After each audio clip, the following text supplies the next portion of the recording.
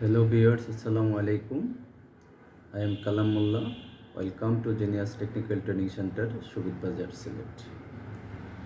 Today I'll teach you how to learn spoken English easily using do verb as a auxiliary verb and practice tense. Hello audience. Now I am showing you how to speak with others. So I am saying a conversation about getting help. Hello viewers, আমরা এখন পরিচিত অথবা অপরিচিত মানুষের কাছ থেকে কিভাবে একটা পথের বা ঠিকানার নির্দেশনা পেতে পারি সে ব্যাপারে একটা ছোট্ট কনভারসেশন করব। তারপরে আমাদের টেন্স বাক্য তৈরি করার কৌশল এবং ডু ভার্ব নিয়ে বাংলা এবং ইংলিশে বিস্তারিত আলোচনা করব। চলুন শুরু করা যাক। Let's start. Hi babe, I've seen you somewhere else. Let me see you. Are you Mr. Lee, aren't you? Yeah, I am Lee. What can I do for you, please? Do you know the location of Genius Technical? Yes, of course, I know it very well. Would you please tell me how I'll reach there? Oh yeah, I am telling you. Suppose now you are in police line. You go along the road till Shubit Bazar traffic island and turn left.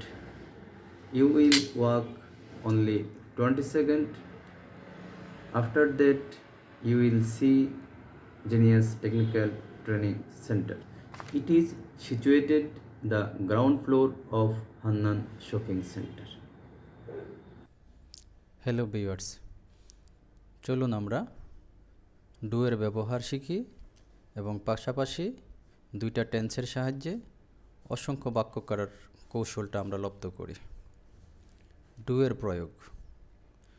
We have learned present indefinite tense, auxiliary verb do or does, past indefinite tense, auxiliary verb did. But I want to say present indefinite tense and past indefinite tense auxiliary verb only do. ব্যাপারটা একটু ব্যতিক্রম। এখন একটা structure দেখি। Subject plus verb simple plus object plus extension, এটা হচ্ছে present indefinite টেন্সের structure. দুটো বাংলা বাক্য নিচ্ছি। আমি জিনিয়াসে ইংরেজি শিখতে যাই, সে জিনিয়াসে ইংরেজি শিখতে যায়। সে হচ্ছে থার্ড পারসন এবং singular. Subject third person singular number হলে verb s es plus object plus extension. এবার বি টু ই আমরা বাংলাকে আবার ইংলিশে ট্রান্সলেট করব। তাহলে I go to learn English in Genius. Subject হচ্ছে আই, ভার্ব হচ্ছে গো, টু লার্ন শিখতে, ইংলিশ হচ্ছে অবজেক্ট, ইন জিনিয়াস এক্সটেনশন। এবার দেখুন দুটা ভার্ব যখন পাশাপাশি বসে তখন আমাদের দ্বিতীয় ভার্বের পূর্বে টু বসে। সে জিনিয়াসে ইংরেজি শিখতে যায়, he goes to learn English in genius.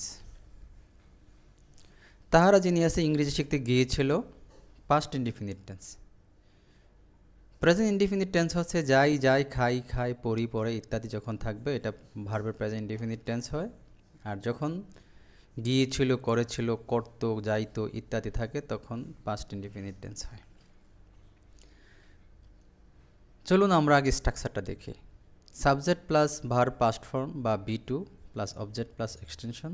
তাহলে সাবজেক্ট নিলাম তাহারা, দে, ভার্ব পাস্ট ফর্ম, গোয়ের পাস্ট ফর্ম ওয়েন্ট, শিখতে গিয়েছিল টু লার্ন, কি শিখতে, ইংলিশ, টু লার্ন ইংলিশ, কোথায়, জিনিয়াসে, in genius, they went to learn English in genius. এবার আসুন এই বাক্যগুলোকে যদি আমরা ইন্টারোগেটিভ বাক্য তৈরি করতে যাই তাহলে শুধুমাত্র একটা কি যুক্ত করলে আমাদের ইন্টারোগেটিভ বাক্য তৈরি হয়ে যায়। ইন্টারোগেটিভ বাক্য তৈরি করার জন্য সাহায্যকারী ভার্ব শুধুমাত্র ডু আমরা দিয়ে দেবো সাবজেক্টের আগে, কারণ আমাদের কন্ডিশন ছিল আমরা আজকে ডু এর সাহায্যে প্রত্যেকটা বাক্য তৈরি করে দেখাবো। তাহলে I go to learn English in Genius, তার পূর্বে শুধুমাত্র ডু দিয়ে দিলাম, do I go to learn English in Genius, interrogative হয়ে গেল। আবার দেখেন he goes to learning English in Genius, তার পূর্বে প্রথমত দিয়ে দিলাম do we goes to learn English engineer, শর্ত মোতাবেক আমরা নিয়ে আসলাম ডু। যেহেতু ডুটাকে যদি ধরি একটা সাহায্যকারী ভার্ব বা ধরেন কাজের লোকের ভূমিকা সে পালন করে, আর গোটা যদি ধরি মূল ভার্ব বা মূল মালিকের ভূমিকা পালন করে, যখন আমরা সাহায্যকারী ভার্ব বা কাজের লোক পাই তখন মূল মালিক তার হাতে ব্যাক টেক যা আছে সব কিন্তু কাজের লোককে দিয়ে দেয়। তো সেই হিসাবে আমরা ডুটাকে যদি আমরা ডাজ বানাবো এই ইএস এর সাহায্যে, তখন ফলটা কি দাঁড়াচ্ছে, এই ইএস চলে গেল ডু এর সাথে, does he go to learn English engineers. আসলে আমি ডু আনছি আর গোউজের ইএসটা আমি ডাজকে দিছি, এই জন্য does he go to learn English engineers proved. আবার আসুন, গোউজের ইএস ডু এর সাথে যুক্ত হয়েই কিন্তু ডু হলো ডাজ। দ্বিতীয় সেন্টেন্সটা আমরা দেখি, তাহারা কি জিনিয়াসে ইংরেজি শিখতে গিয়েছিল, এটা পাস্ট ইনডিফিনিট টেন্স। সে পাস্ট ইনডিফিনিট টেন্সের সাহায্যকারী ভার্ব মূলত আমরা সবসময় জানি ডিড, কিন্তু আমি বলছিলাম পাস্ট ইনডিফিনিট টেন্সও আমি ডু আনবো। তাহলে বাক্যটা ছিল they went to learn English in genius. এই বাক্যটাকে যদি আমরা ইন্টারোগেটিভ করি তাহলে ডু এর শর্তে বলতে হচ্ছে do they went to learn English in genius. তাহলে ডুটাকে যদি আমরা এই ওয়েন্টের পাস্ট রূপটা দিয়ে দিই তখন ডু হয়ে যাবে ডিড, আর ওয়েন্টের পাস্ট রূপ যখন ডিডকে দিয়ে দিলাম তখন ওয়েন্ট হয়ে গেল গো। তাহলে did they go to learn English engineers. আগের বাক্যটা ছিল do they went to learn English engineers, বাক্যটা হয় না, কিন্তু পরের বাক্যটা প্রুভড। ডু ডিড হয়ে গেল এই ওয়েন্টের কারণে, আর ওয়েন্ট গো হয়ে গেল ডিডকে তার রূপটা দিয়ে দেওয়ার কারণে। সো ফ্রেন্ডস, ওয়েন্টের পাস্ট রূপ ডু এর সাথে যুক্ত হয়ে ডু হলো did. So auxiliary verb only do, not does or did. এবার চলুন, how to make a sentence by using only one sentence. আমরা একটা বাক্য দিয়ে অসংখ্য বাক্য তৈরি করে দেখাবো। আজকে কমপক্ষে আমি 50+ বাক্য তৈরি করে দেখাবো, তার কৌশলটা কয়েক মিনিটের মধ্যে হয়ে যাবে। আপনি সঙ্গেই থাকুন, আশা করি বাক্যগুলো শিখলে আপনি কয়েক মিনিটের মধ্যে কয়েক শত বাক্য আপনি তৈরি করার কৌশলটা শিখে ফেলবেন। Hasan learns English in Genius.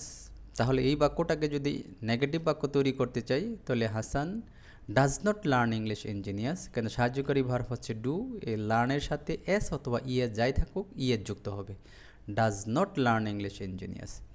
আর এই ডাজটাকে যদি আমরা সাবজেক্টের আগে বা হাসানের আগে দিয়ে দিই তাহলে does Hasan learn English in Genius. আবার এই বাক্যটাকে যদি আমরা নেগেটিভ ইন্টারগেটিভ করতে যাই তাহলে ডাজেন্ট বা does not Hasan learn English in genius. তাহলে আমরা থার্ড পারসনের 3টা সাবজেক্ট পাচ্ছি, একটা হচ্ছে হি, শি, নিম। তাহলে আমরা হি দিয়ে নাম দিয়ে করে ফেললাম, এখন আমরা হি অথবা শি দিয়ে তৈরি করব। তাহলে হি, শি যে কোনো একটা বলতে পারে বা দুটো একসাথে শিখে ফেললাম, সময় বাঁচালাম। She learns English in Genius, she doesn't learn English in Genius. আবার ঠিক সেই ডাজটা যখন আমরা সাবজেক্টটা শুধু আগে দিলাম আর আগের মতো ফুল বাক্যটাকে পরে বসাই দিলাম, does she learn English in genius, doesn't she learn English in genius. 3টা সাবজেক্ট আমাদের চলে গেল, তারপরে থাকে আরও 4টা সাবজেক্ট, যেমন আই, উই, ইউ, দে। এই 4টার যে কোনোটাই বাক্যগুলা কিন্তু সেম হবে, কেন এস বা ইএস থাকবে না, তার মানে আই দিয়েও থাকবে না, উই দিয়েও থাকবে না। তাহলে আমরা আই দিয়েও করতে পারি, উই দিয়েও করতে পারি, আবার ইচ্ছা করলে 4টা দিয়েও 4টা বাক্য তৈরি করতে পারি। যেহেতু আমি 9 to 12 লিখছি তাহলে আমরা পৃথক পৃথকভাবে বাক্যগুলো প্র্যাকটিস করবো, বাট শেখার জন্য আমরা যে কোনো একটা দিয়ে বাক্য তৈরি করে ফেলবো। যেমন they learn English in genius, they don't learn English in genius. এবার দেখুন, do I, we, you, he, you, they learn English in genius, do এর সাথে নট দিলে negative, don't I, we, you, they learn English in genius interrogative হয়ে গেল। তাহলে আমরা প্রথমত শিখলাম I learn English in Genius, I don't learn English in Genius, do I learn English in Genius, don't I learn English in Genius। একটাকে 4টা বাক্যে রূপান্তর করলাম। তাহলে 7টা সাবজেক্ট ধরলে 4 7 into 4 equal to 28 sentences। আবার দেখুন, I, we, you, they, he, she, Masum learned English in genius, ভার্বের পাস্ট ফর্ম, আর এখানে কোনো ডাজ বা ভার্বের এস ইএস কিছুই নেই, সব প্রত্যেকের ক্ষেত্রেই ভার্বের পাস্ট ফর্ম। তাহলে এই 7টাকে একসাথে ধরে যদি আমরা ডিড নট লাগাই দিই ধরেন Masum didn't, he didn't, she didn't, they didn't, you didn't, we didn't learn English engineers. এই বাক্যগুলোকে যদি আমরা ইন্টারোগেটিভ বাক্য তৈরি করতে যাই তাহলে দেখেন প্রত্যেকটার সাথে এই ডিডটাকে আমরা শুধু আগে দিয়ে দিলেই আমাদের দেখেন কি চমৎকার ইন্টারোগেটিভ বাক্য তৈরি হয়ে যায়। তাহলে did I learn English engineers, did we learn English engineers, did you learn English engineers, did they learn English engineers, did Hasan, did he, did she learn English engineers. Negative and interrogative যদি একসাথে করতে চাই তাহলে ডিডের সাথে not যুক্ত করে didn't I learn English engineers, didn't you learn English engineers, didn't they learn English engineers. So friends, we can change subject, another verb and object. Hello viewers, our YouTube channel Gitech, full name Genius iTech. Please subscribe our channel for getting more videos and like and share. Thanks for watching.